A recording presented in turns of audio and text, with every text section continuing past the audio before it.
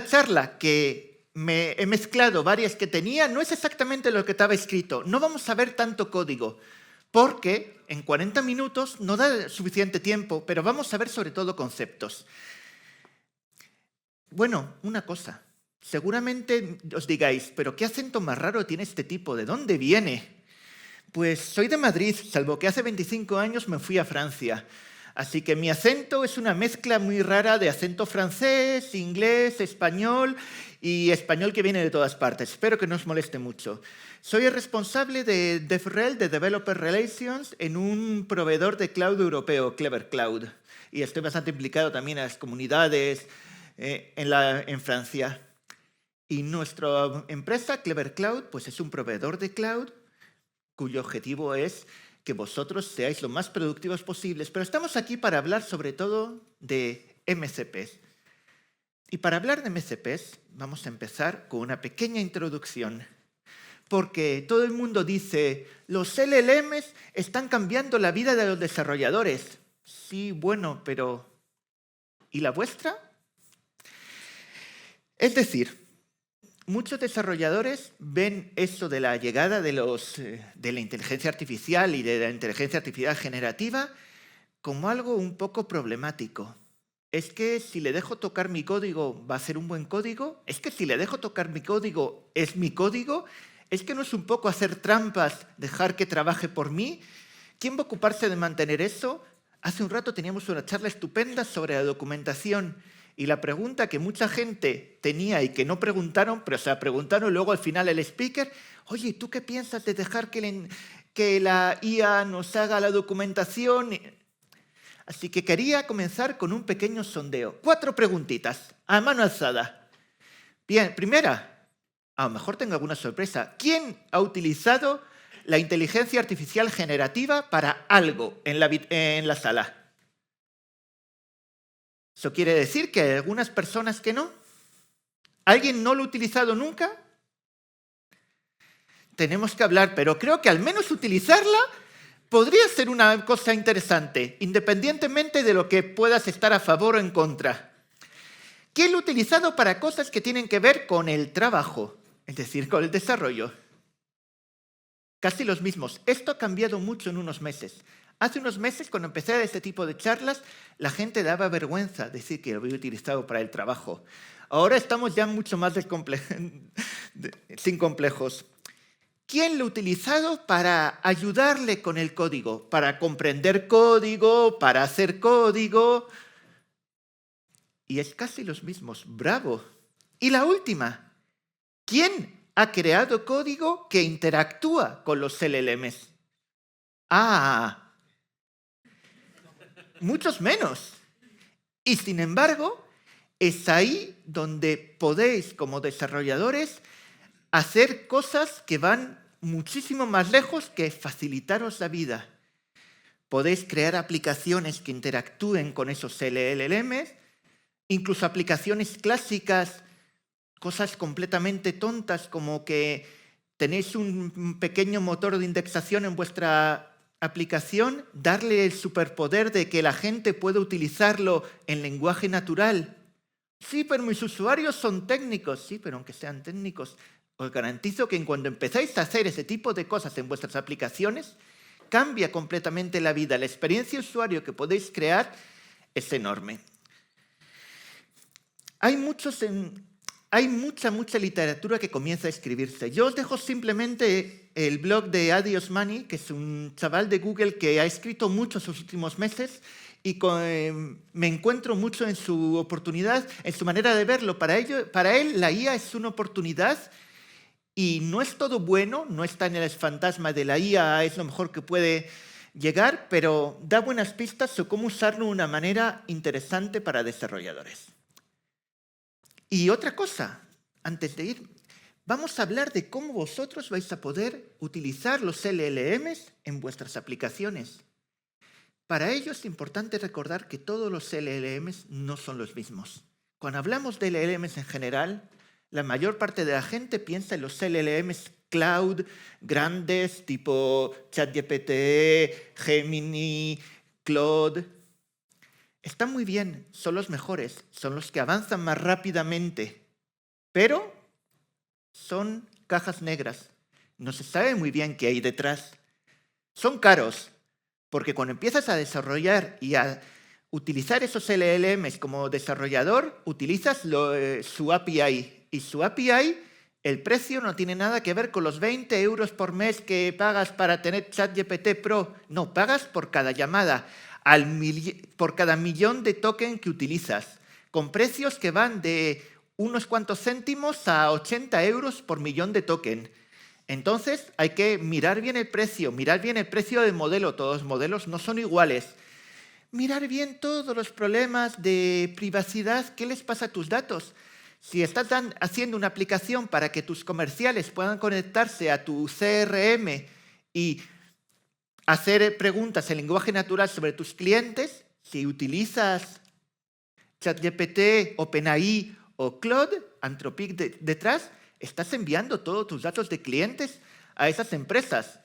No estoy seguro que si tu jefe supiera realmente lo que estás haciendo, estaría de acuerdo. El problema es que tampoco lo sabe. Otra idea y otra manera, quizás más inteligente para una empresa de hacerlo, es instalar vosotros mismos un LLM open source. Hay muchos, el Llama, Mistral, Gemma, y entonces pilláis una máquina con GPU, con mucha GPU y mucha memoria, vosotros mismos o la pedís a un hoster, instaláis el LLM y comenzáis a utilizarlo. Está muy bien, no va a ser tan bueno como los grandes, pero en los últimos 6 meses han hecho pasos de gigante. Para muchísimas tareas de código no tienen nada, pero absolutamente nada que envidiar. Ahí tienes control completo.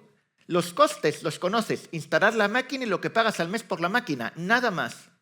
Los datos no se van a ir a ningún lado. ¿Cuál es el problema de esto? Bueno, que te hace falta las máquinas, te hace falta instalarlos, te hace falta aprender a manejarlos. Es una solución extremadamente buena.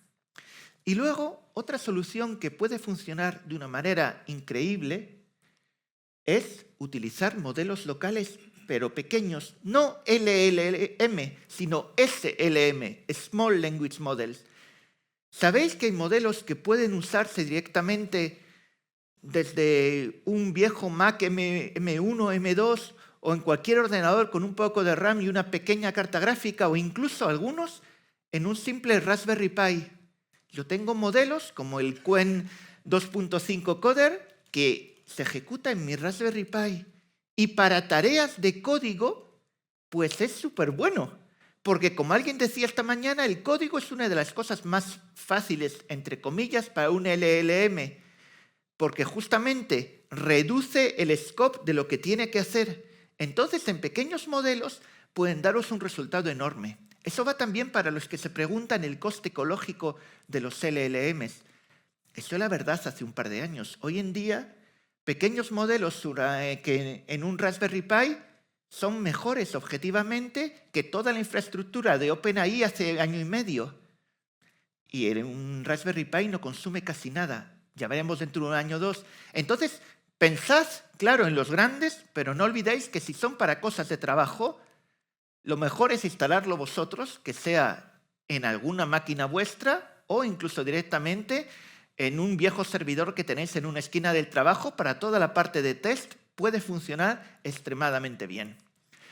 Otra cosa, cuando decimos que los modelos son open source, ¿sabéis lo que queremos decir? Queremos decir que el resultado, el modelo, con los parámetros que han obtenido, es open source. Eso no quiere decir nada de cómo lo han entrenado. De eso no sabemos nada. Siguen siendo cajas negras. ¿Qué quiere decir? Que esos modelos pueden tener sesgos, y los tienen. Un modelo americano no va a contestarte de la misma manera que un modelo chino o que un modelo europeo. Un ejemplo muy gracioso es buscar alguna canción de rock de los 60, 70 con dobles sentidos sexuales y consumo de drogas y pídele a ChatGPT que te explique los dobles sentidos. No, yo no hablo de eso. Es una canción muy bonita, ya está.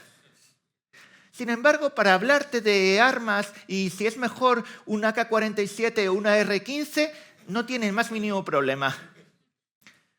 Ni siquiera voy a hablar de los modelos chinos si le preguntas por Tiananmen, pero pensad que cada modelo ha sido entrenado por alguien. Y esa parte, hoy en día no existe ningún modelo completamente libre. Hay gente que intenta hacerlos, llegarán dentro de unos años. Y entonces los LLMs han evolucionado mucho. Al principio eran simplemente modelos de lenguaje. ¿Y qué les pasaba? Que si les preguntabas algo que tuviera que ver, que tuviera necesidad de información externa, no sabía decirte. Le pides una LLM que te hayas instalado tú para que no tenga ninguna herramienta adicional. ¿Qué tiempo hace hoy en Madrid? No sabe qué día es hoy, no sabe qué tiempo hace en Madrid. Va a decirte, pues oye, mira, abre la ventana y míralo. Entonces, los grandes LLMs empezaron a instalar plugins en sus modelos y empezaron a definir maneras de extenderlos con herramientas. Lo que hace en este momento es, oye, ¿qué tiempo hace en Madrid? Ay, me han dado un plugin para saber el tiempo. Pregunto al plugin qué tiempo hace, me lo da y me lo da en JSON y yo lo transformo en una cosa muy bonita que se le envía al usuario. Entonces, cuando le preguntáis cosas, detrás lo que hacen es consultarlo. Esa capacidad no la tienen. Y hay algo muy importante que tenéis que saber. Un LLM nunca va a llamar directamente a esas herramientas. Lo primero es por razones de seguridad puras. Porque tú puedes definir o sí también herramientas para darle, porque nunca... Entonces lo que ocurre es que en realidad se pasa un diálogo de ese tipo. Oye, ¿qué tiempo se hace en Madrid? Y la aplicación que tienes delante, el frontal de ChatGPT o vuestra aplicación que estéis desarrollando vosotros, va a decirle al LLM, oye, ¿qué tiempo hace en Madrid? Si te hace falta, aquí tienes una lista de las herramientas a tu disposición. Y te doy una herramienta Get Weather City. Y digo, esta herramienta City es la ciudad en la que quieres saber el tiempo. Entonces él dice, oh, me han pedido el tiempo. Oh, una herramienta, Madrid.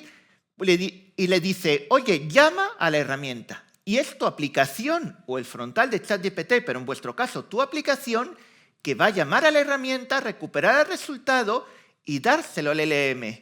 Y el LLM, vale, entonces define una respuesta bonita en lenguaje natural y se la mando al usuario. Y esto se pasa siempre, por cuestión de seguridad, por cuestión de economía y para que seas tú el que pague el coste de eso y no el proveedor. Esta es quizás la slide más importante de lo que tengo que deciros hoy.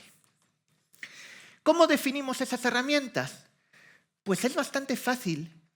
De hecho, en cada lenguaje, en Java, en Python, en JavaScript, hay frameworks para tratar con los LLMs. En general se llaman LangChain, porque fue la primera biblioteca que lo hizo y todo el mundo lo ha copiado.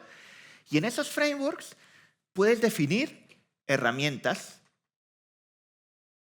Y la herramienta, lo curioso de esto es que cuando defines herramientas para LLMs, lo más importante quizás no es el código, es lo que todos los desarrolladores siempre nos ha importado muy poco, los comentarios. Porque es en la descripción que vas a darle al LLM la capacidad de saber para qué sirve la herramienta y saber cuándo utilizarla. De hecho, después de años acostumbrarnos a escribir en código, ahora si empezamos a trabajar con LLMs vamos a tener que acordarnos de cómo escribir también en prosa, una prosa que sea clara con instrucciones en lenguaje natural. Entonces le digo, mira, aquí tienes una herramienta y la implementación, lo que tú quieras, esta herramienta es bastante falsa, va a decir que siempre es bonito, hace buen tiempo y calor. Entonces, es mi aplicación que cuando llama al LLM va a decirle, la herramienta es esta. ¿Por qué las herramientas fueron un paso importante? Porque a partir de ese momento el LLM puede convertirse en lo que llamamos un agente. Puede comenzar a buscar información en el mundo real y a actuar sobre el mundo real. Yo puedo decirle una herramienta, dime qué tiempo hace, pero también puedo decirle una herramienta, oye, apaga mi aire acondicionado. O incluso puedo combinarla las dos con una herramienta que si va a ser frío esta noche, me vas a arrancar la calefacción 1 o 2 horas antes para que pueda comenzar poco y no gaste demasiado, pero que cuando llegue el frío la temperatura de mi casa esté bien. Y eso le das una herramienta que sabe el tiempo y una herramienta que controla tu calefactor, puedes darle ese tipo de instrucciones al LLM y va a comprenderlas. Entonces el LLM tiene de golpe la capacidad de buscar información y actuar en el mundo real. Y eso quiere decir que puedes empezar a hacer cosas bastante complicadas. Puedes empezar con las buenas herramientas a decirle, oye, mira, planifícame una manera de hacerlo, la ejecutas y luego me la ejecutas de nuevo, me das el resultado. Puedes empezar a crear escenarios en lenguaje natural para los que hace unos cuantos años hubiéramos tenido que buscar un motor de workflow de estos completamente complicado de utilizar y hacer las acciones y no. Ahora puedes darle los workflows al LLM y es muy bueno para hacer ese tipo de cosas. Un LLM, y lo dijeron esta mañana en la keynote, no es solo generar, es extremadamente bueno para comprender el contexto, pero también para tareas repetitivas, ser capaz de planificártelas y hacértelas bien. Aquí, por ejemplo, oye, ¿puedes hacerme un resumen del vídeo? Y le das una herramienta para recuperar YouTube y le das la API de Whisper para hacer la transcripción, va a recuperar el vídeo, va a enviarlo, va a recuperar la transcripción y va a hacer un resumen, que es la parte que hace él, de lo que ocurre. Os recuerdo, esto es falso. En la realidad es la aplicación que está aquí que va a llamar a las herramientas y dar el resultado al LLM. Entonces, tenemos las herramientas. ¿Para qué hace falta esta charla? ¿Por qué esta mañana en la keynote os dijeron que os interesarais al MCP? Es una buena pregunta, porque poder llamar a esas herramientas, a esas funciones, es poderoso, pero no tiene ninguna estructura. ¿Qué quiero decir? Primera cosa, el LLM, si tú no le das la lista de herramientas, no puede conocerlas. Eso quiere decir que tienes que ser proactivo y que tienes que en cada conversación darle una lista de todas las herramientas que tú quieres. Bueno, eso tampoco es muy grave. Sí, pero espera, cada herramienta es específica. Eso para el LLM no es un problema, pero eso quiere decir que si tú tienes que conectarte a tu Slack, a tu GitHub, a tu servidor de documentación, etcétera, vas a tener que hacer una herramienta para cada uno de ellos o integrar herramientas diferentes. Y otra cosa importante es el espagueti de integración.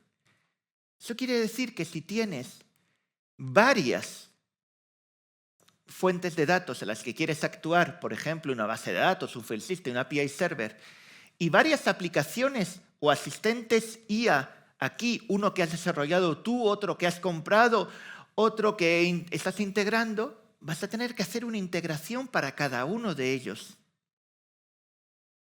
Entonces, eso quiere decir que las herramientas en sí mismas le falta algo.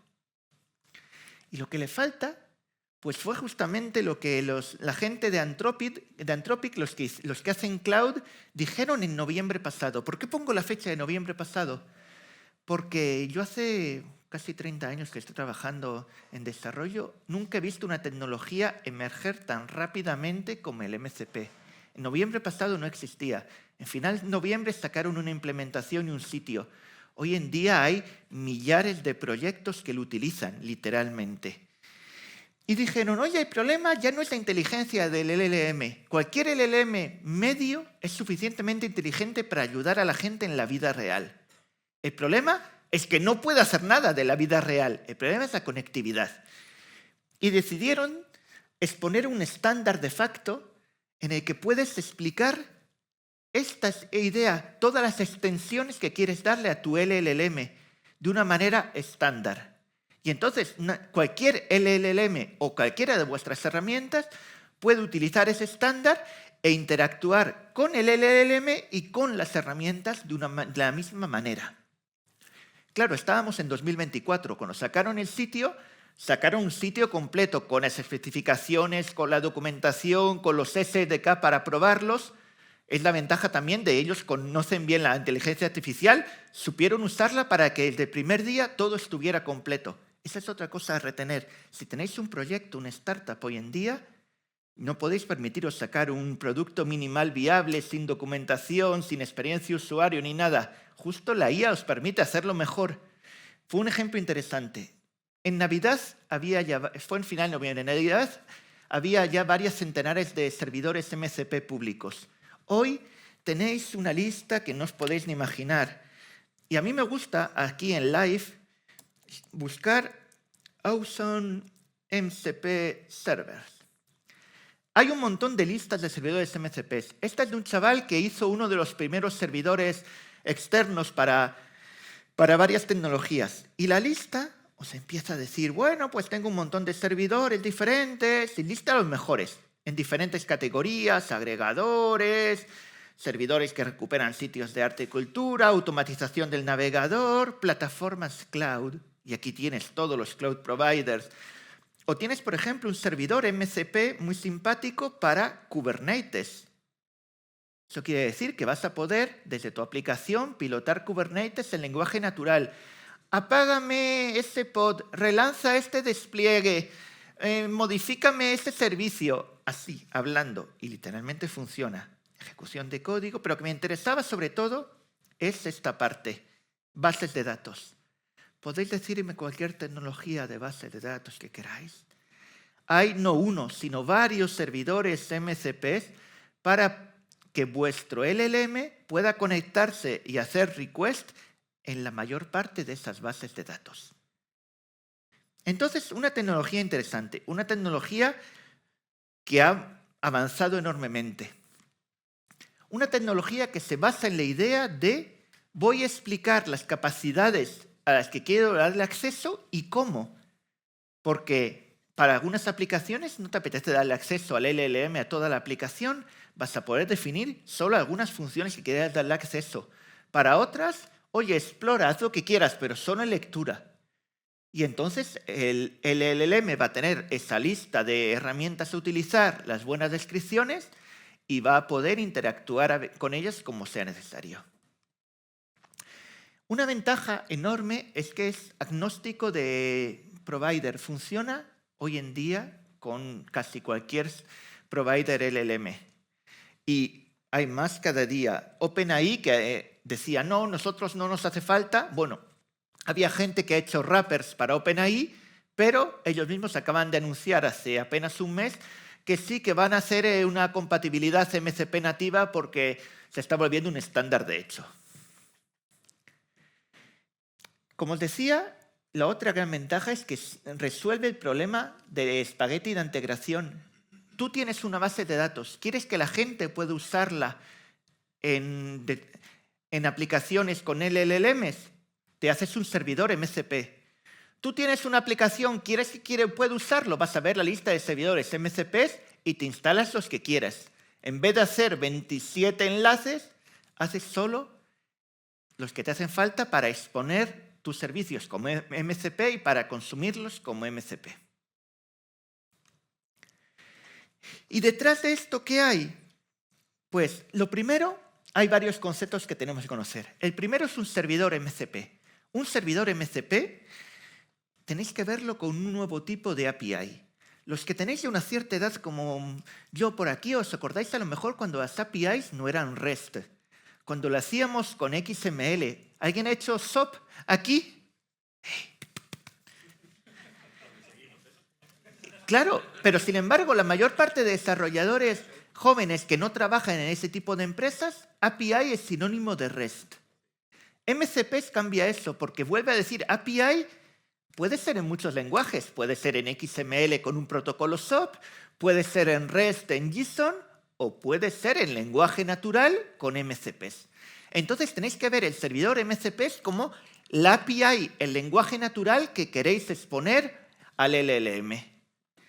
Y detrás, el MCP lo que va a hacer es hacer la traducción entre las funciones que expone y la base de datos, o el file system, o lo que haya detrás. Entonces es el MCP, si queréis hacer un MCP para una base de datos, es el MCP el que va a hablar el SQL o el lenguaje de la base de datos no SQL que tengáis, y va a exponer funciones que pueden ser muy genéricas, como una función query. Y le dices, oye, mira, me haces y la descripción, me das una request en PostgreSQL para interrogar a la base. Y el LLM, en vez de producir lenguaje natural, va a producirte SQL. Y tú solo lo traduces. O puede ser específico. Pues la función encuentra cliente en función de la ciudad. Y tú detrás haces el SQL. Y él va a darte un número, una ciudad o lo que sea, y tú vas a darle la lista de clientes. Lo mismo si queréis interactuar con un file system. Vais a hacer funciones que permita detrás, vosotros generáis el bash, el ZSH, lo que queráis, para modificar el file system. Es así como funcionan todos los editores de código propulsados por IA que permiten de modificar directamente vuestros ficheros o arrancar el servidor o parar el servidor. Simplemente una traducción de bash a MCP. O para llamar una API externa. Entonces, el servidor es crear una nueva API con funciones bien descritas. Y en el otro lado, pues hace falta un cliente. Y el cliente es lo que vais a embarcar en vuestras aplicaciones, y para cada servidor hace falta que en la aplicación haya un cliente que se esté ejecutando. Entonces, en tu aplicación vas a arrancar un cliente para la base de datos, un cliente para el file system y otro para el API server. Y esos clientes van a hablar en un protocolo, que ya veremos luego lo que es, pero que básicamente es JSON RPC, y van a enviar el contenido en lenguaje natural. ¿Vale? Servidor, cliente. ¿Cómo funciona esto? Pues detrás funciona con un protocolo... perdonadme, hola. Con un protocolo que es el MCP Protocol, que es básicamente un JSON RPC con algunas funcionalidades. Mira, esto es lo que quiero en una request, me hacen falta estos campos y el contenido. Esto es lo que quiero en una respuesta y el contenido. Y lo interesante es el transporte, porque tenían que sacarlo rápido. Y aquí es donde se ve que lo sacaron, pero literalmente en 2 semanas. Bueno, pues tenemos que ver, si lo hacemos en HTTPS, habrá que pensar a la seguridad. Y si lo hacemos en estándar input-output, quiere decir que el cliente y el servidor tienen que ejecutarse en la misma instancia y tienen que arrancarse con un pipe. Básicamente, lo que yo escribo en la salida estándar del cliente va a ir a la entrada estándar del servidor, y la respuesta salida estándar del servidor, entrada estándar del cliente. Entonces no tienen que preocuparse de la seguridad porque están en la misma instancia, no tienen que preocuparse de describir un protocolo muy complicado, mando mensajes a la salida estándar, límite con un system out println si yo quiero, y leo mensajes de la entrada estándar a ver que un system in, y ya está. Y esta fue la primera implementación. Sacaron otra que nunca funcionó porque estaba no demasiado bien hecha, que era en HTTP con transporte en server-side events. Con eventos en server-side event. He intentado implementarla 2 o 3 veces. Funciona muy bien para demos, podría hacer un talk muy simpático, pero en la vida real no recomiendo que lo utilicéis. Y cae bien porque desde hace un mes han dicho que está depreciada y han sacado otra, un transporte HTTP bastante más limpito, que funciona mejor. Pero la mayor parte de los servidores por el momento no lo han implementado. Es lo bonito de este mundo maravilloso de la IA. Todo el mundo es súper rápido para crear cosas nuevas y todo el mundo tiene pereza para mantener las cosas que hizo hace 3 meses. Pero el primer método funciona muy bien. En tu aplicación vas a tener tus clientes y en la misma instancia tus clientes van a arrancar los servidores que van bien. Y entonces cliente y servidor van a comunicar directamente. Eso quiere decir que esta es la arquitectura global. El usuario va a conectarse, nuestra aplicación va a recuperar primero una lista de las funciones que están disponibles. Oye, mira, aquí, ¿qué me dices? Pues yo te puedo dar queries sobre la base de datos de los clientes de la empresa. Genial. ¿Y tú qué puedes darme? Pues si tienes que modificar algún fichero, no te dejo modificarlos porque lo he bloqueado en escritura, pero te dejo acceder a los ficheros de las transacciones que han sido hechas. ¿Y tú? Pues yo es la API que va a darte los datos detrás conectándose al CRM de la dirección del cliente. Vale. Y entonces, en función de lo que el usuario te pregunta, tú le dices al LLM, si te hace falta, estas son las herramientas que tienes a tu disposición. No eres tú el que va a decirle al LLM, para esto utiliza la herramienta. No, tú vas a crear un manifiesto de las herramientas disponibles, vas a dárselo al LLM y tú ya te olvidas del MCP. A partir de ese momento, tú en tu aplicación envías las funciones envías las preguntas al LLM normalmente y el LLM solito va a saber cuándo tiene que decirte, oye, llámame a la función para recuperar el resultado. Oye, llámame a la función para recuperar el fichero XW45. Boom, función, dame el fichero XW45. Vamos a hacer un cat del fichero. Ah, genial, lo recupero. Boom, salida estándar y se lo doy al LLM. ¿Ves la idea? Es mucho más fácil y rudimentario de lo que podríamos pensar. La ventaja es que detrás todos los lenguajes de programación, como antes definían un formato para las herramientas, han definido un formato tan sencillo para los MCPs. Entonces tú simplemente recuperas los servidores que te interese y en el parte cliente vas a decir, en vez de instánciame una herramienta, instánciame un cliente MCP con este servidor que está en este fichero en mi máquina, lo lanzas en local, o que está en este fichero distante, lo lanzas en HTTPS y ya está. Por eso es también por lo que han tenido tanto éxito. No añaden una cosa súper sofisticada. Para vosotros, en el momento de que arrancáis la aplicación, hacéis una lista de todas las capacidades que queréis darle, todos los superpoderes que queréis darle a vuestro LLM, se la enviáis y a partir de entonces ya el resto de vuestra aplicación no tiene que preocuparse más por esta historia. ¿Qué es lo que hemos dicho? Servicios que le dais. ¿Qué tipos de servicios podemos darle? Hay 3 tipos de servicios.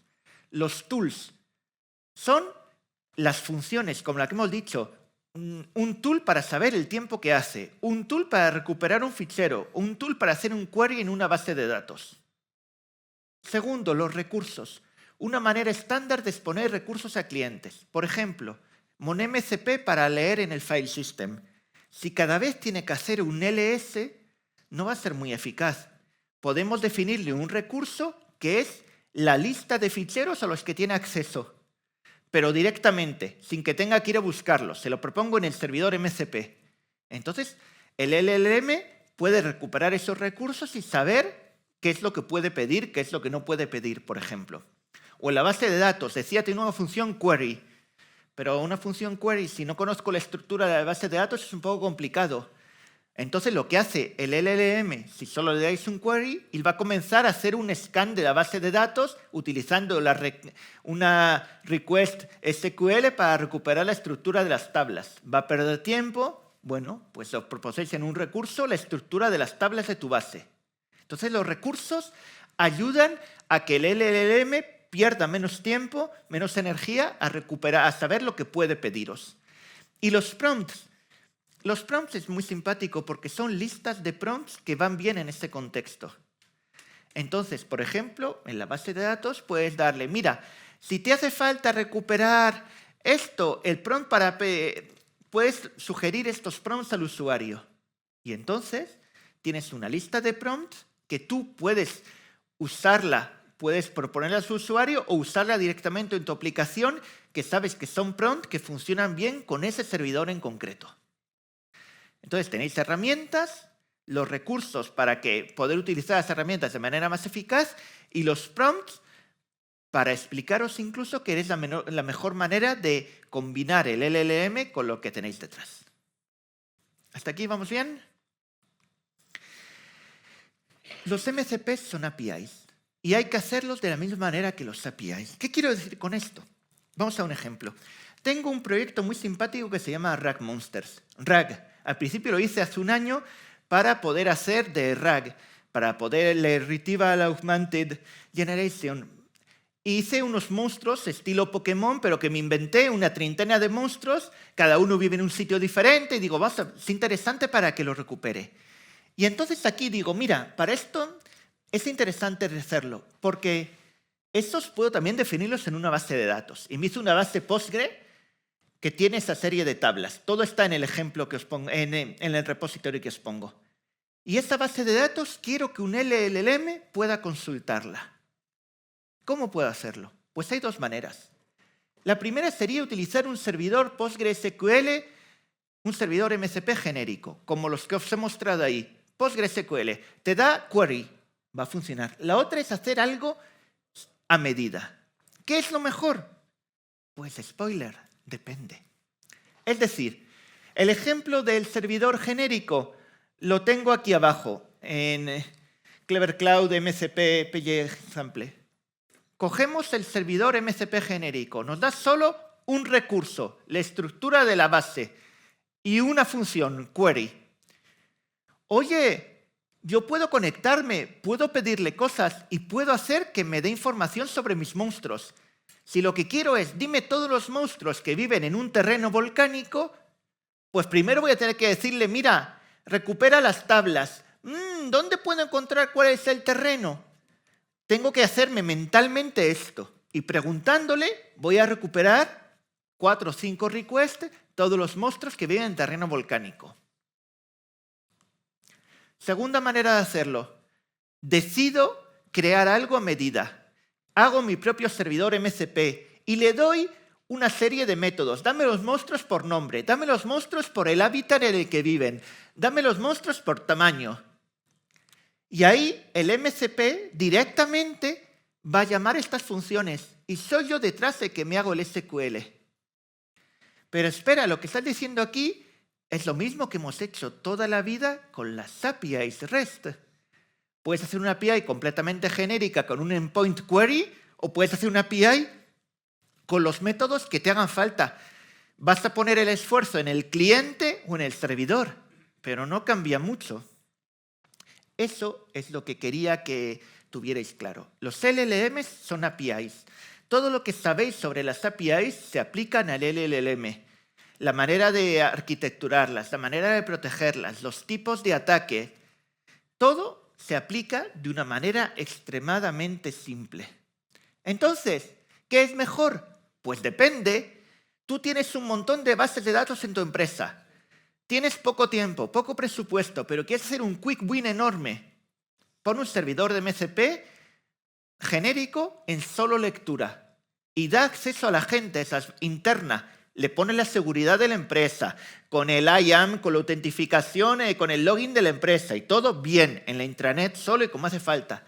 Y das superpoderes a la gente de marketing, a la gente de data science, a toda esa gente que van a poder consultar en lenguaje natural sin tener que hacer request SQL y join y todo eso.